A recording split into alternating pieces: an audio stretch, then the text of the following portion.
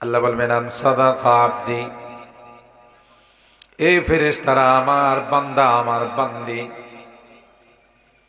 পূর্ণাঙ্গ জবাব দিয়েছে, পরীক্ষায় পূর্ণাঙ্গভাবে উত্তীর্ণ হয়েছে। আলবিসুহু মিনাল জান্নাহ ওয়া আফরিশুহু মিনাল জান্নাহ ওয়াফতাহু লাহু বাবাম মিন আবওয়াবিল জান্নাহ। ফেরেশতারা রে, দেরি করবি না, আমারই বান্দা আমারই বান্দিকে পৃথিবীর মানুষেরা মাত্র 3 টুকরা কাপড়ের মধ্যে মোড়াইয়া মাটির মধ্যে রেখে চলে গেছে। মহিলাদেরকে 5 টুকরা কাপড়ের মধ্যে মোড়াইয়া মাটির মধ্যে শুয়াই দেয়া চলে গেছে। ফেরেশতাদের আল্লাহ ডাক দেয়া বলবি, দেরি করবি না, দ্রুত গতিতে আমার এই বান্দাকে জান্নাতি লিবাস পরায় দাও। তার জন্য তো জান্নাতি লিবাস আমি আগের থেকেই রাখছি। সুবহানাল্লাহ। তার কবরের মধ্যে কোনো বিছানা নাই। বিদেশে থাকতো, প্রতি বছর একটা করে বিদেশ থেকে কম্বল নিয়ে আসতো, কিন্তু দুনিয়ার মানুষ এত নিষ্ঠুর, তাকে কম্বল তো দূরের কথা, একটা বিছনা চাদরও তার কবরে দেয় নাই। খালি মাটির মধ্যে শোয়াই দিয়া সবাই যার যার মতো করে চলে গেছে। আল্লাহ ডাক দিয়া কয়, দেরি করবি না, আবার এই বান্দা বান্দির কবরের মধ্যে জান্নাতি বিছানা বিছাই দাও। পরীক্ষায় পাস করছে, জান্নাতির সঙ্গে তার কবরের কানেকশন করে দাও। জান্নাতি ফ্যাসিলিটি, জান্নাতি সুযোগ সুবিধাগুলো তার জন্য চালু করে দাও।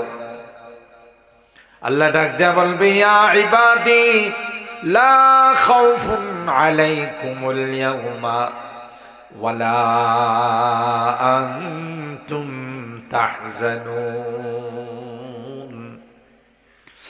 এ বান্দা, কোন রকমের কোন টেনশন তোমার জন্য নাই। দুনিয়াতে তোমার স্ত্রী রাখছো, দুনিয়াতে তোমার বাল বাচ্চা আত্মীয় স্বজন রেখে চলে আস। আল্লাহ কয়, এদের দায়িত্ব স্বয়ং আমি আল্লাহ নিলাম। আল্লাহ যাদের দায়িত্ব নেন, এর কোনো টেনশন আছে?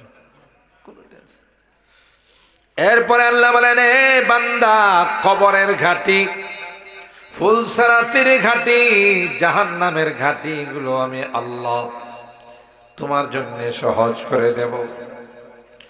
ওই নিয়েও তোমার কোনো পেরেশানি নাই, কারণ দুনিয়াতে তুমি আমি আল্লাহকে রাজি আর খুশি করার জন্য ব্যস্ত ছিলাম। তাই আজকে তোমাকে খুশি করার জন্য আমি আল্লাহ ব্যস্ত হয়ে যাব। এই জন্যেই দুনিয়ার জিন্দেগিটা পরকালের জন্য একটা ক্ষেত্র, আর দুনিয়া মাজরাতুল আখিরা। যেমন তেমন, এখানে যেমন ওখানে তেমন, ভালো ভালো, ইনকানা খায়রান ফা খায়রুন ওয়া ইনকানা শাররান ফা শার। এখানে ভালো করবে, ওখানে ভালো, খারাপ তো খারাপ। আর যারা বদকার, নামাজ পড়ে না, রোজা রাখে না, আল্লাহর হুকুমগুলো ঠিক মতো পালন করে না, ফেরেশতারা যখন তাকে জিজ্ঞাসা করবে, আপনার রবের পরিচয় দেন, বলবে হা হা লা আদরি। এ ভাই, আপনি কি বলেন আমি বুঝি না, কি প্রশ্ন করেন আমি কি জবাব দেব, হ্যাঁ বুঝবেই না। শুধু একটা শব্দ উচ্চারণ করবে, হা হা লা দে, আমি আপনার কোনো কিছুই বুঝি না, কোনো জবাব দিতে পারবো না। এমনি আল্লাহ পাকের পক্ষ থেকে আওয়াজ আসবে, আন কাযাবা আবদি, সব মিথ্যা বলতেছে। এই জবাব রেডি করার জন্য তাকে বারবার বলা হয়েছে, গুরুত্ব দেয় নাই, তোয়াক্কা করে নাই, ভ্রুক্ষেপ করে না। মনে করছে দুনিয়াতে গেছি তামাশা করব, মন চাহি জিন্দেগি করব, কবে মারা যাব, কে কি হবে, কোথায় শাস্তি দিবে, তোয়াক্কা করে নাই। আল্লাহ পাক বলবেন এই গোলামকে, বান্দাকে জাহান্নামের শাস্তির সমস্ত দরওয়ারগুলো খুলে দিবে। চতুর্দিকে তাকে শাস্তির আওয়াজ হতে থাকবে, কবরে চাপ দিবে, ফেরেশতা আল্লাহ লাগাই দিবেন তাকে শাস্তি দেওয়ার জন্য, তার পানিশমেন্টের জন্য। বাঁচাও বাঁচাও বলে চিৎকার করুন, কেউ তো তার পাশে দাঁড়াবে না, সবাই তার থেকে দূরে চলে যাবে। কে তার আওয়াজ, কে তাকে বাঁচাবে? कर जवानी में इबादत काहिली अच्छी नहीं, कर जवानी में इबादत काहिली अच्छी नहीं, जब बुढ़ापा आ गया कुछ बादो बन पड़ता नहीं। ऐशो इशरत के लिए इंसान नहीं, ऐशो इशरत के लिए इंसान नहीं, याद रख तू बंदगे मेहमान नहीं। जगह जी लगाने की दुनिया नहीं है, जगह जी लगाने की दुनिया नहीं है, ये इबादत की जगह है, तमाशा नहीं है।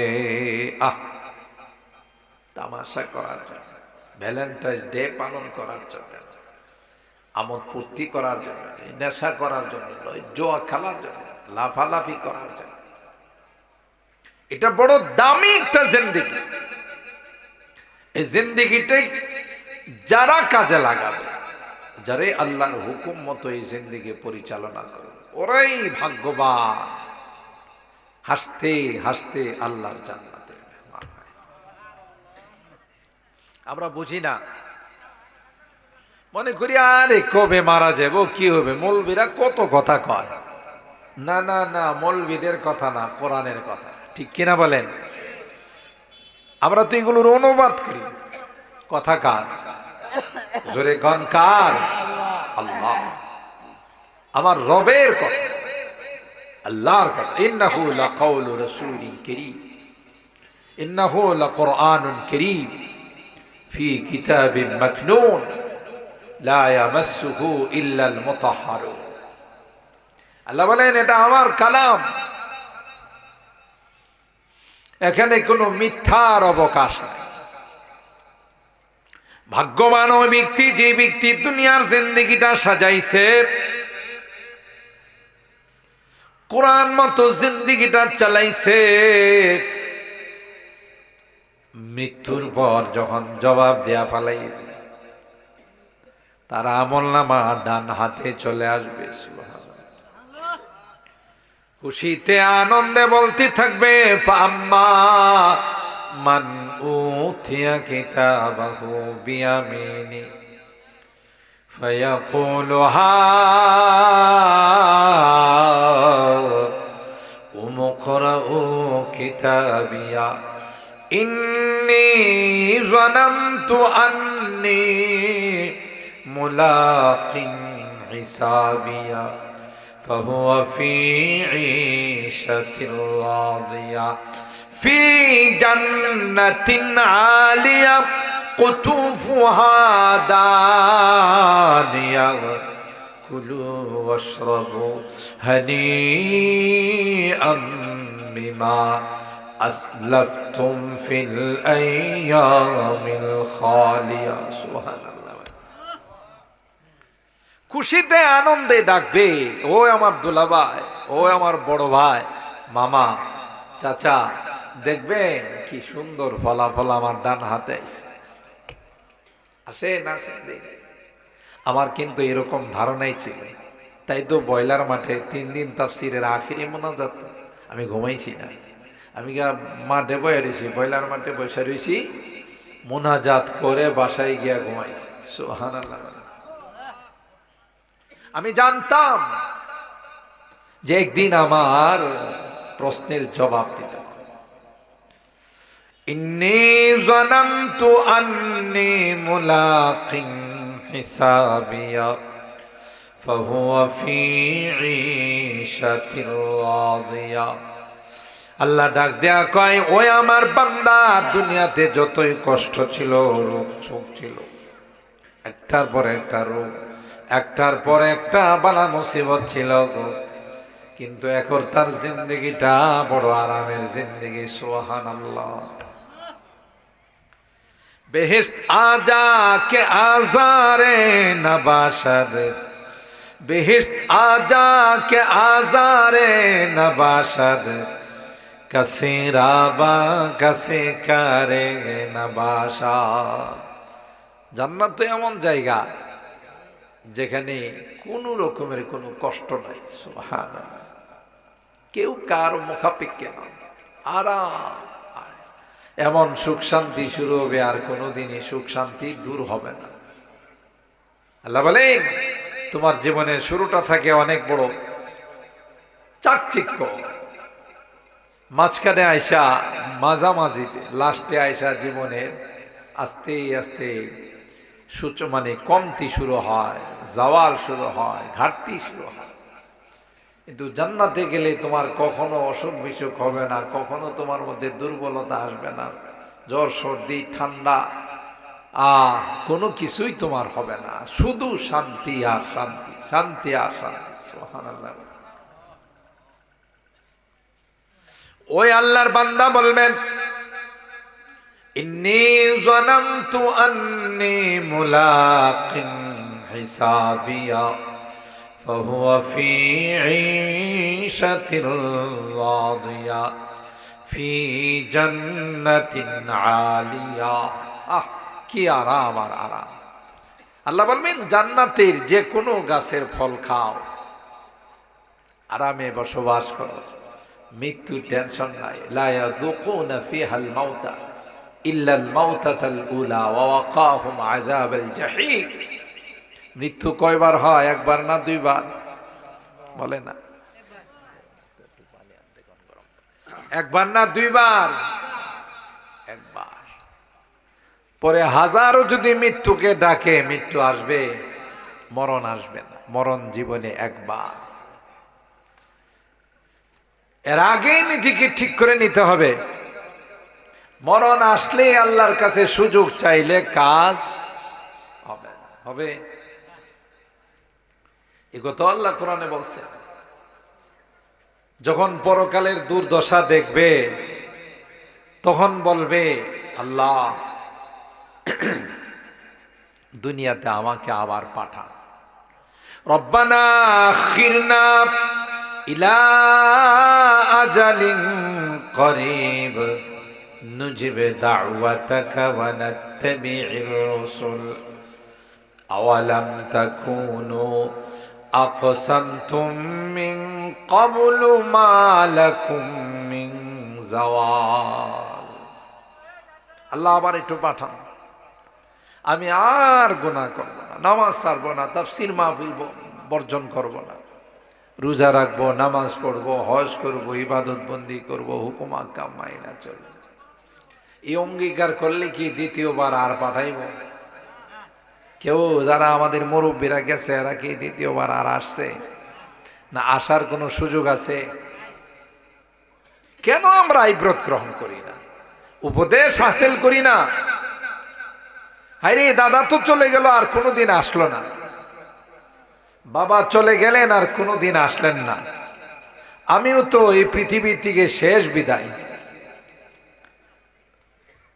মুর্দারের আয়োজন যে সমস্ত দোকানে রাখে, কোনো কোনো দোকানের নাম হলো বিদায় স্টোর। দোকানের নাম কি লেখা? বিদায় স্টোর। মানে এখানে যে সদাইগুলো করে, এটা জীবনে একবার হয়, শেষ সদাই। বাজার সদায়, নাম রাখাইছি বিদায়।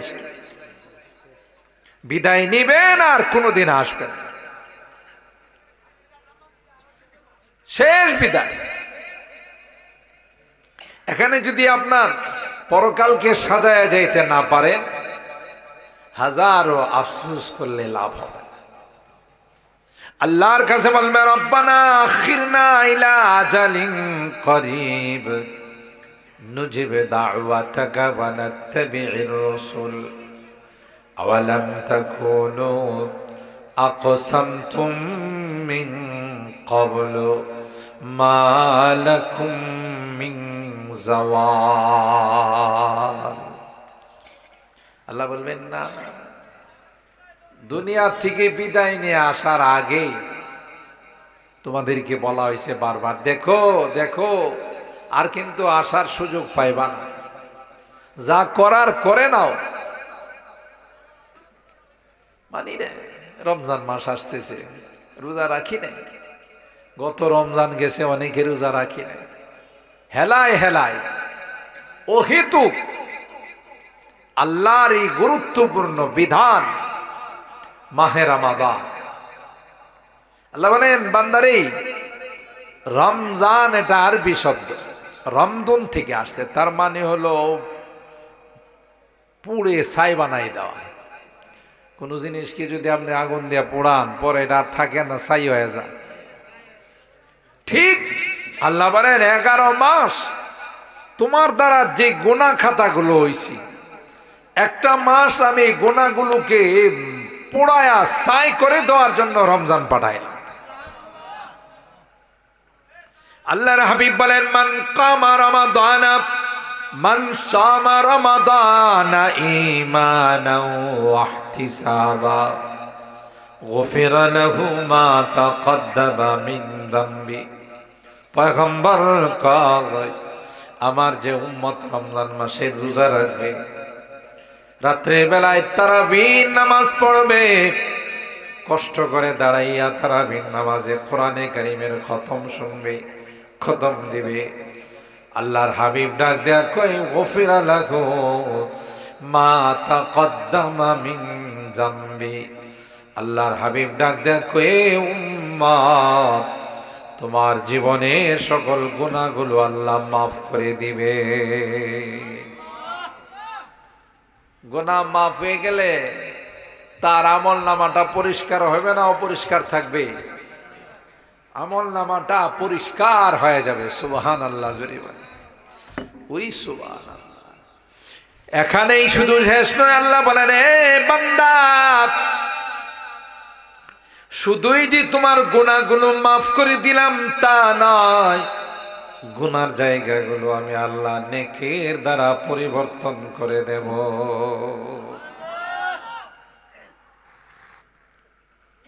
খালি রাখবো না, জায়গাটা যে খিল বইরা থাকবো, খালি বইরা থাকবো, এরকম। যেই জায়গাটা গুনার কারণে কানায় কানায় ভর্তি ছিল, গুনাহ মাফ হয়ে গেছে, খালি হয়ে গেছে, আল্লাহকে এখানে আমি নেক দিয়া পরিপূর্ণ করে দিই।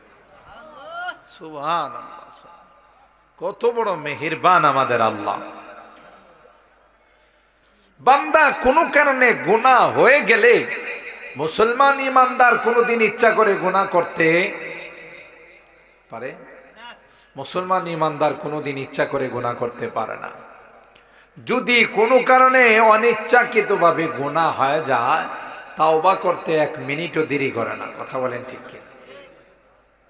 আর তাওবাকারীকে আল্লাহ এত পছন্দ করেন, এত ভালোবাসেন, যে তাওবা করতে দেরি হয়, আল্লাহ তাআলা তাকে এমন নিষ্পাপ বানায় দেন, মনে হয় যে কেবল দুনিয়াতে সে জন্ম নিছে।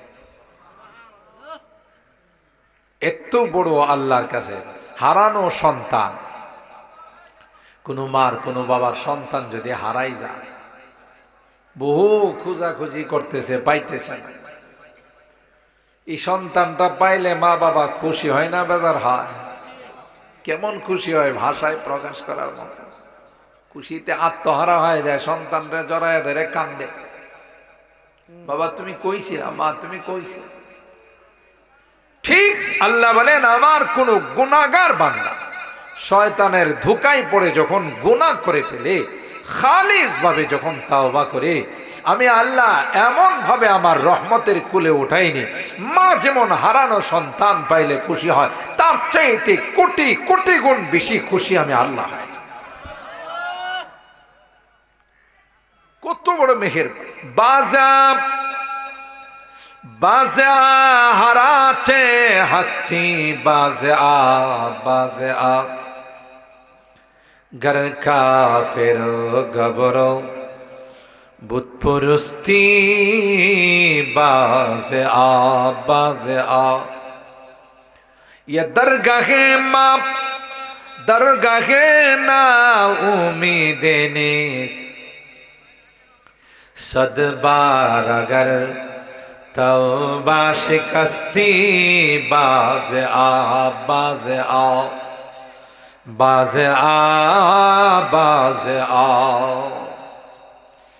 अल्लाह डाक दिया कहे बेईमान काफेर, মূর্তির সামনে মাথা নত করছো, মূর্তিকে তুমি পূজা দিছো, আমি আল্লাহকে তুমি ভুলে গিয়েছিলা। কিন্তু যখন তোমার মনে পড়বে আমার তো কামটা ঠিক হয় না, বানাইছেন আল্লাহ, মার পেটে খাবার দিছেন কে? বলেন কে? দুনিয়াতে আসার পর মার বুকে দুধ দিছেন কে? জমিনের মধ্যে পোলাওর চাউল বানাইছেন কে? সব কিছু আমার আল্লাহ দিলেন আমাকে, লালন পালন করলেন আল্লাহ আমাকে, রূহ দিলেন আল্লাহ, মৃত্যুর মালিক আল্লাহ। আমি কি জন্য গায়রুল্লাহর সামনে মাথা নত করব? এ কথা বলে যখন আল্লাহর কাছে বান্দা চলে আসে, একটা বার পড়ে নে লা ইলাহা ইল্লাল্লাহ মুহাম্মাদুর রাসূলুল্লাহ সাল্লাল্লাহু আলাইহি ওয়াসাল্লাম। আল্লাহর হাবিব বলেন, আল ইসলামু ইয়াহদিমু মা কানা ক্বাবলা, ইসলাম তার পূর্বের সমস্ত গুনাহগুলোকে ডিলিট করে দে, মুছে দে। সুবহানাল্লাহ, নিষ্পাপ হয়। আল্লাহ ডাকেন, বান্দা আসো। বলকে মজমুন হারিয়ে কে দরখাস্ত কাগজ, तूने या रब हमको भी सिखला दिया। কিভাবে আল্লাহর কাছে চাইতে হবে এটা আল্লাহ আমাদেরকে। আহা, মাহে রমাদান কত বড় যে বরকতের মাস, প্রতিদিন আল্লাহ অগণিত অসংখ্য জাহান্নামীদেরকে জাহান্নাম থেকে আল্লাহ মুক্ত করে দেন।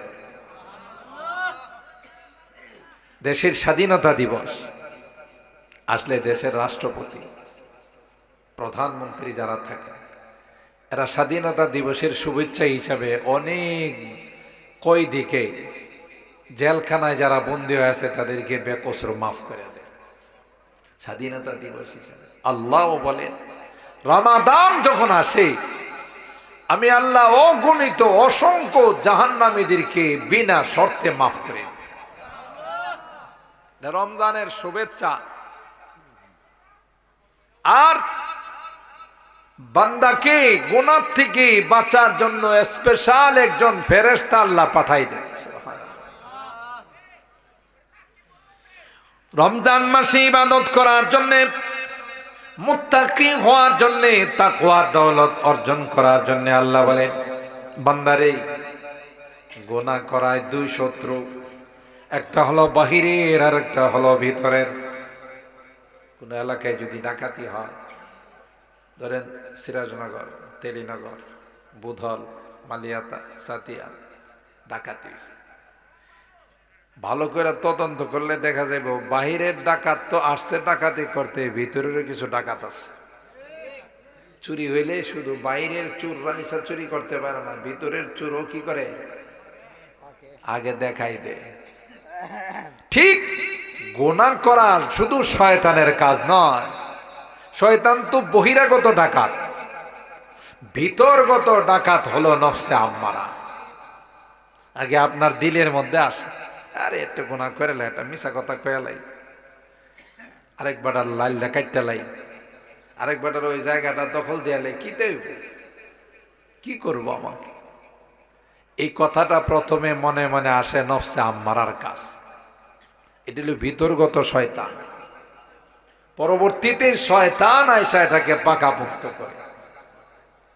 আল্লাহ বলেন, বান্দারে একটা মাস তাকওয়ার প্রশিক্ষণ নেওয়ার জন্য, তুমি মুত্তাকি হওয়ার জন্য, আমার নিকটতম বান্দা হওয়ার জন্য একটা মাস আমি তোমার এই প্রশিক্ষণ কোর্স দিলাম। সুবহানাল্লাহ। তুমি যেন মুত্তাকি হতে পারো, এই জন্য যাবতীয় সুবিধাগুলো আমি আল্লাহ তোমার জন্য নির্ধারণ করে দিলাম। এই বান্দা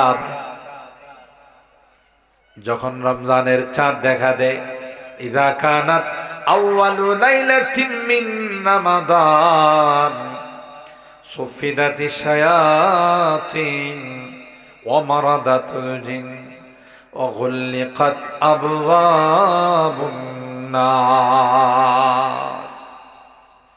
যেদিন রমজান মাসের চাঁদ দেখা দেয়, আল্লাহ বলেন সাথে সাথে ফেরেশতাদেরকে বলে, আজাজিল মারদুদ ইবলিসকে শিকলাবদ্ধ করে নাও, বন্দী করে নাও, এজন্য আমার বান্দা বান্দীদেরকে আর ধোঁকা দিতে না পারে, গুনাতে যেন লিপ্ত করতে না পারে। বাস রমজান শুরু হয়ে গেল, ইবলিসের কাজ বন্ধ হয়ে গেল।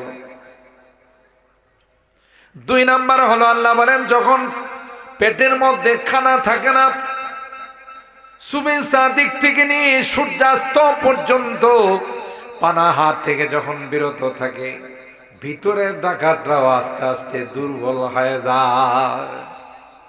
বাইরের ডাকাতরে বাঁধছেন কে? কথা কয় না।